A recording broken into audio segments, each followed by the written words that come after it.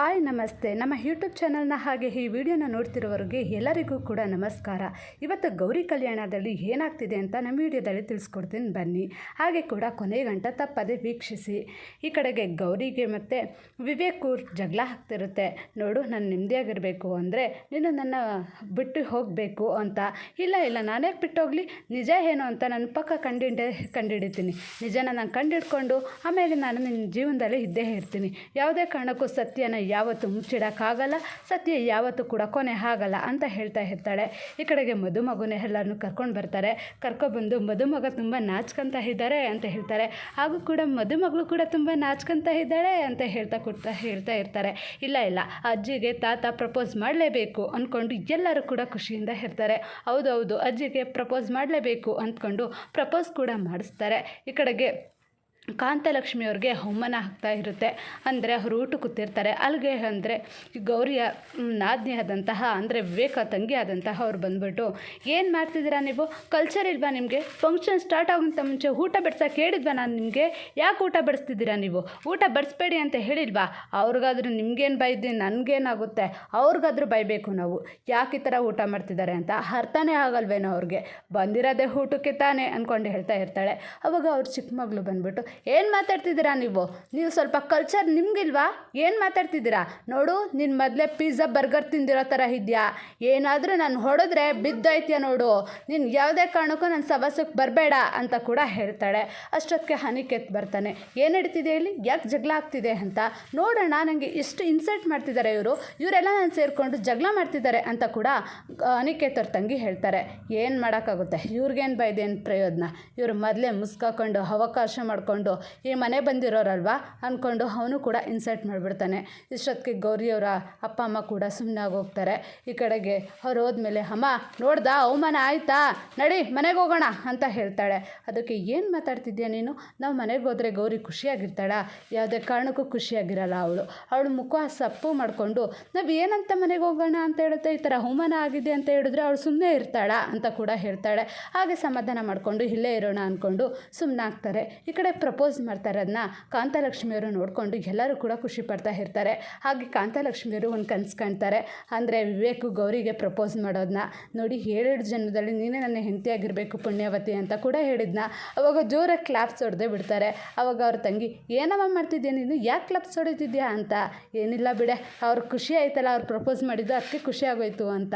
ಆದರೂ ನನ್ನ ಕನಸು ನನಸಾದ್ರೆ ಚೆನ್ನಾಗಿರುತ್ತೆ ಅಂತ ಹೇಳ್ತಾರೆ. ಏನು ಕನಸಮ್ಮ ನಿನಗೆ? ನನಸಾಗುತ್ತೆ ಅಂತ ಹೇಳ್ತಿದ್ಯಲ್ಲ ಅಂತ. ಏನಿಲ್ಲ ಬಿಡೆ ಅಂದ್ಕೊಂಡು ಸುಮ್ಮನಾಗೋಗ್ತಾರೆ. ಈ ಕಡೆಗೆ ಎಲ್ಲರೂ ಕೂಡ ಅಜ್ಜಿನ ವಿಶ್ ಮಾಡೋಕ್ಕೋಸ್ಕರ ತುಂಬ ಖುಷಿಯಿಂದ ಎಲ್ಲರೂ ಕೂಡ ಕಾತರಿಂದ ಕಾಯ್ತಾ ಇರ್ತಾರೆ. ಹಾಗೆ ಕೂಡ ಅಜ್ಜಿನ ಕೇಳ್ತಾರೆ, ನೋಡಿ ನೀವು ಇಷ್ಟು ವರ್ಷದಿಂದ ಇದ್ರಲ್ಲ, ಯಾವ ಥರ ಹೊಂದಾಣ್ಕೊಂಡು ಹೋಗಿದ್ದೀರಾ ಅಂತ. ಅದಕ್ಕೆ ನಾನೇನು ಹೊಂದಾಣ್ಕೋಗ್ಲಿ, ಅವರನ್ನೇ ಕೇಳಿ ಅಂತ ಅಜ್ಜಿ ತುಂಬ ನಾಚ್ಕೊತಾರೆ. ಆವಾಗ ತಾತ ಹೇಳ್ತಾರೆ, ಹೌದು, ಮುಳ್ಳಿನ ದಾರಿಯಲ್ಲಿ ನನಗಿಂತ ಮುಂಚೆಯಾಗಿ ಅವಳೇ ಮುಳ್ಳನ್ನು ತುಳಿತಿದ್ದು. ಹಾಗೆ ಹೂವಿನ ದಾರಿ ಬಂದರೆ ಅವಳು ನನಗೋಸ್ಕರ ಜಾಗನೇ ಬಿಟ್ಕೊಡ್ತಿದ್ಲು ಅಂತ ಕೂಡ ಹೇಳ್ತಾರೆ. ಅವಾಗ ಎಲ್ಲರೂ ಓಹೋ ಫುಲ್ಲು ಖುಷಿನೇ, ಹಂಗೆ ಹಿಂಗೆ ಅಂತ ಫುಲ್ಲು ಖುಷಿ ಪಡ್ಕೊಂಡು ಎಲ್ಲರೂ ಕೂಡ ಖುಷಿಯಿಂದ ಇರ್ತಾರೆ. ಈ ಕಡೆಗೆ ಕಾಂತಲಕ್ಷ್ಮಿಯವರು ಹೇಳ್ತಾರೆ, ನೋಡ್ದಾ, ಗೌರಿ ಮುಖದಲ್ಲಿ ಏನು ಖುಷಿ ಇದೆ? ಗೌರಿ ಮುಖದಲ್ಲಿ ಈ ಥರ ಖುಷಿ ನೋಡೋದಂತೆ ಬಿಟ್ಬಿಟ್ಟು ಹೋಗೋಕ್ಕಾಗುತ್ತಾ? ಅವಳು ನಾವು ಬಿಟ್ಬಿಟ್ಟು ಹೋಗಿದ್ರೆ ಇಷ್ಟೊಂದು ಖುಷಿಯಾಗಿರ್ತಿಲ್ಲ ಅಂತ. ಅದಕ್ಕೆ ಹೌದಮ್ಮ, ನೀನು ಹೇಳಿದ ನಿಜ ಅಮ್ಮ. ನಾವೇನಾದ್ರು ಹೊರಟೋಗಿದ್ರೆ ಅಕ್ಕನ ಮುಖದಲ್ಲಿ ಇಷ್ಟೊಂದು ಖುಷಿ ಇರ್ತಾನೆ ಇರಲಿಲ್ಲ. ಅಕ್ಕ ತುಂಬ ಸಪ್ಕಾಗಿ ಹೋಗ್ತಿದ್ರು. ಏನು ಮಾಡೋಕ್ಕಾಗುತ್ತೆ? ಅವ್ರು ಎಷ್ಟೇ ಅವಮಾನ ಮಾಡಿದ್ರು ನಾವು ಅಕ್ಕನಿಗೋಸ್ಕರ ಖುಷಿಯಿಂದ ಇರಲೇಬೇಕಮ್ಮ. ಇದೊಂದು ದಿನ ಆದರೂ ನೋಡೋಕ್ಕೋಸ್ಕರ ತುಂಬ ಖುಷಿಯಿಂದ ಇರಬೇಕು ಅಂತ. ಈ ಕಡೆ ವಿವೇಕ್, ಜಾಸ್ತಿ ಹಾರಾಡಬೇಡ, ಜಾಸ್ತಿ ತೂರಾಡಬೇಡ ಅಂತ ಕೂಡ ಗೌರಿಗೆ ಬೈತಾ ಇರ್ತಾರೆ. ಇಲ್ಲ ನಾನು 1 ತಿಂಗಳು ಸಮಯ ಕೇಳ್ತೀನಿ ತಾನೇ, ಆ ಸಮಯದಷ್ಟೊತ್ತಿಗೆ ನಿಜ ಏನು ಅಂತ ತೋರಿಸ್ತೀನಿ ಅಂತ ಹೇಳ್ತಿರ್ತಾರೆ. ಈ ಕಡೆಗೆ ಗ್ರೂಪ್ ಫೋಟೋ ತೆಗೋಣ, ಎಲ್ಲರೂ ಗ್ರೂಪ್ ಫೋಟೋ ತೆಗೋಣ ಅಂತ ಗ್ರೂಪ್ ಫೋಟೋಕ್ಕೆ ನಿಂತ್ಕೊತಾ ಇರ್ತಾರೆ. ನಿಂತ್ಕೋಬೇಕಾದ್ರೆ, ಅಣ್ಣ ಯಾರಣ್ಣ ನಮಗೆ ಗ್ರೂಪ್ ಫೋಟೋ ತೆಗಿತಾರೆ ಅಂತ ಹೇಳಬೇಕಾದ್ರೆ, ಇಷ್ಟೊಂದು ಜನ ಇದ್ದಾರೆ, ಯಾರು ಗ್ರೂಪ್ ಫೋಟೋ ತೆಗಿಯಲ್ವ? ತೆಗಿತಾರೆ ಅಂತ ಕೂಡ ಎಲ್ಲರೂ ಖುಷಿಯಿಂದ ಗ್ರೂಪ್ ಫೋಟೋ ತೆಗೆಸ್ಕೊತಾ ಇರ್ತಾರೆ. ಗ್ರೂಪ್ ಫೋಟೋ ತೆಗೆಸ್ಕೋಬೇಕಾದ್ರೆ ಶ್ಯಾಮ್ ಇದನ್ನು ತಾತ ಅಲ್ಲಿ ಗೌರಿ ಅಂದರೆ ಅತ್ತಿಗೆ ಅವ್ರ ಮನೆಯವರು ಇದ್ದಾರೆ ಕೂಡ ಅಲ್ವಾ, ಅವ್ರನ್ನೂ ಕೂಡ ಗ್ರೂಪ್ ಫೋಟೋಕ್ಕೆ ಕರೆಯೋಣ ಅಂತ ಹೇಳ್ತಾರೆ. ಎಲ್ಲರೂ ಕೂಡ ಬೇಡ ಬೇಡ ಅಂತ ಹೇಳ್ತಾರೆ. ಆದರೆ ಅಜ್ಜಿ ತಾತ ಕರೆದೇ ಬಿಡ್ತಾರೆ. ನೀನು ಇಲ್ಲಿ ಕುತ್ಕೋ ಅಂದ್ಬಿಟ್ಟು ಗೌರಿ ತಂಗಿನ ಕೆಳಗಡೆ ಕೊಡಿಸಿ ಎಲ್ಲರೂ ಕೂಡ ಗ್ರೂಪ್ ಫೋಟೋ ತೆಗೆಸ್ಕೊತ ಇರ್ತಾರೆ. ಈ ಕಡೆಗೆ ಮೋನಿಕಾ ಎಂಟ್ರಿ ಕೊಟ್ಟೇ ಬಿಡ್ತಾಳೆ. ಮನೆ ಒಳಗಡೆ ಬಂದೇ ಬಿಟ್ಟು ನಾನು ಗ್ರೂಪ್ ಫೋಟೋಕ್ಕೆ ಜಾಯ್ನ್ ಆಗ್ಬೋದಾ ಎಕ್ಸ್ಕ್ಯೂಸ್ ಮೀ ಅಂತ ಕೇಳೇ ಬಿಡ್ತಾಳೆ. ಎಲ್ಲರಿಗೂ ಫುಲ್ಲು ಶಾಕ್ ಆಗೋಗುತ್ತೆ. ಏನಪ್ಪ ಇದು ಈ ಥರ, ಇವಳು ಇಲ್ಲಿಗೆ ಯಾಕೆ ಬಂದ್ಲು ಅಂತ. ಅವಾಗ ಅವ್ರ ಅಮ್ಮ ಬಂದುಬಿಟ್ಟು ಯಾಕೆ ಇಲ್ಲೂ ಬಂದೆ, ನನ್ನ ಮನೇಲಿರೋ ಅಂತ ಹೇಳಿದೆ ತಾನೆ, ನೀನು ಯಾಕೆ ಇಲ್ಲೂ ಬಂದೆ ಅಂತ ಗಲಾಟೆ ಮಾಡ್ತಿದ್ದಾರೆ. ಅನಿಕೇತ್ ಅವರಮ್ಮ ಅದಕ್ಕೆ ನನಗೆ ಯಾವಾಗಲೂ ಬೈತಾ ಇದ್ರಲ್ಲ, ಅವಳು ಯಾಕೆ ನಾನು ಗೌರಿಗೆ ಮುಸ್ಕ ಹಾಕ ಬಂದಿದ್ದು ಕಾರಣ ಗೊತ್ತು, ಅವಳು ಯಾರ ಜೊತೆ ಹೊರಡೋದ್ಲು ಅಂತ ನೀವು ಈಗಲೇ ಕೇಳಿ ಅಂತ ಕೂಡ ಹೇಳ್ತಾರೆ ಅನಿಕೇತ್ಗೆ. ಅನಿಕೇತ್ ಅಂತೂ ಫುಲ್ಲು ಟೆನ್ಷನ್ ಆಗಿ ಹೋಗ್ತಾನೆ. ನಮ್ಮ ಮಾಮ್ಗೆ ಏನು ಟೆನ್ಷನ್ನೇ ಇಲ್ವಾ, ನಮ್ಮ ಮಾಮ್ ಸುಮ್ಮನಿರೋಕ್ಕಾಗಲ್ವಾ, ನನ್ನನ್ನು ಯಾವಾಗಲೂ ಬಲಿಪಶ ಮಾಡೇ ಅಂತ ಕೂಡ.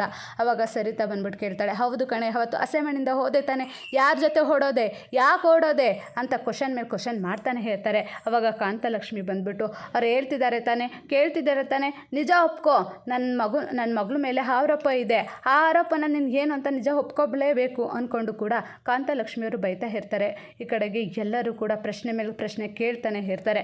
ಅಷ್ಟೊತ್ತಿಗೆ ಮುಂದಿನ ಸಂಚಿಕೆಯಲ್ಲಿ ಸರಿತವರು ಬೈದೇ ಬಿಡ್ತಾರೆ. ನೋಡಿ ಎಂಥ ಮಕ್ಕಳು ಜನ್ಮ ಕೊಟ್ಟಿದ್ದೀರಾ, ಒಬ್ಳು ಮಗಳು ನೋಡಿದ್ರೆ ಮುಸ್ಕಾಕೊಂಡು ನಮ್ಮನೆ ಬಂದಿದ್ದಾಳೆ, ಒಬ್ಳು ಮಗಳು ನೋಡಿದ್ರೆ ಅಸೆಂಬ್ಲಿಯಿಂದ ಎದ್ದೇ ಬಿಟ್ಲು, ಈ ಕಡೆಗೆ ಇನ್ನೊಬ್ಳು ಮಗಳು ಯಾರ ಜೊತೆ ಹೊಡೋಗ್ತಾಳೋ ಏನೋ ಅಂತ.